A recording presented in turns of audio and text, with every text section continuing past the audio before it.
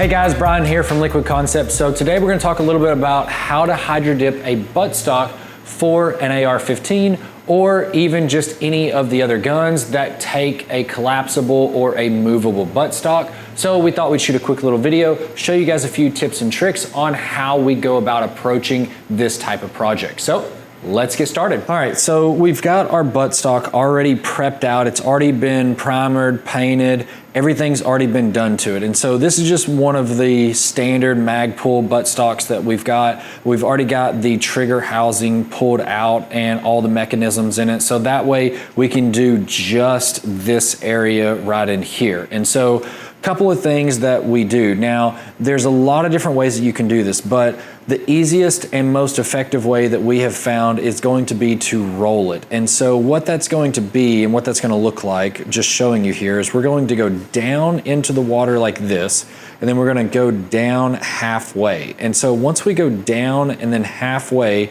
we should have a line just right here, just like it was on a parting line. And then we should also have, same thing like before, like a parting line all right through here. Now again, this takes a little bit of dexterity, a little bit of patience to get that line exactly perfect, because let's be honest, we can go this way, we can go that way, but either way, we want to try to go halfway down. And so we don't want to go any more than halfway because we have these holes here. So we go down like that, halfway. Now that we're halfway, now we are wanting to roll it. And so what we're gonna do is we're just simply going to pick it up and then roll it all the way around. And so what that's going to do is it's going to give us a beautiful image going all the way up here, rolling over, coming back around, and then we're gonna have one line right down here, which in my opinion is the best, because if the gun is used like this, then this area right in here has no line to it. So there's nothing to actually visually see that messes up the pattern or shows where this part had to come into this part and then of course they don't match or something like that. So in my opinion, this is probably the best, most effective, quickest, easiest way to do it.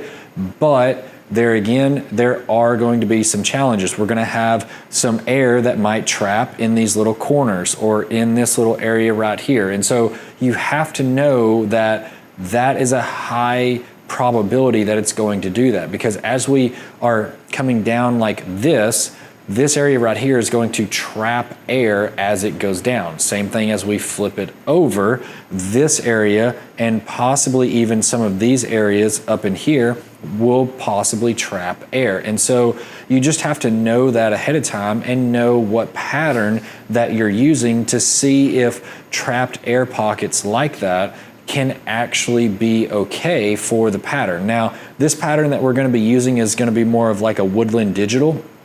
So I'm pretty confident that everything should come out really good with it. And even if we do have those blowouts in there, a little bit of touch up, or even just leaving them possibly, depending on how they look, we're still gonna be okay with that. So let's go ahead, let's get everything laid out on the film and dip it, and then of course, show you guys the end result.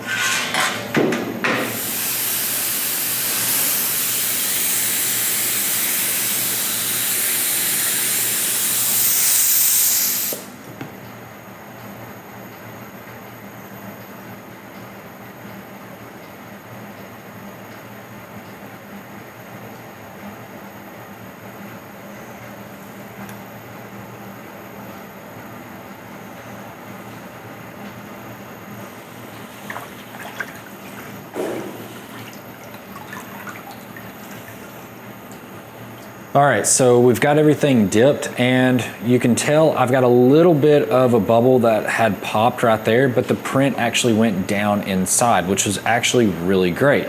Now, again, I've got a little bitty tiny bubble that popped right there. Again, not so bad, easy touch up. But the biggest one that I saw was we had a super big bubble that was right here. And of course it popped as well. Another bubble right there. Again, I know these are going to happen, but overall, even if I just leave it like this right here, in a pattern like this, you can somewhat get away with having those little areas like that. Now, if this was on a carbon fiber or like some sort of wood grain or something like that, you might not be so lucky and you're going to have to do a lot of touch up to get all of that in there. But just even with this right here, that came out really well. We've got a beautiful line going right down through here. Of course, all that's going to rinse off whenever we go into the rinse.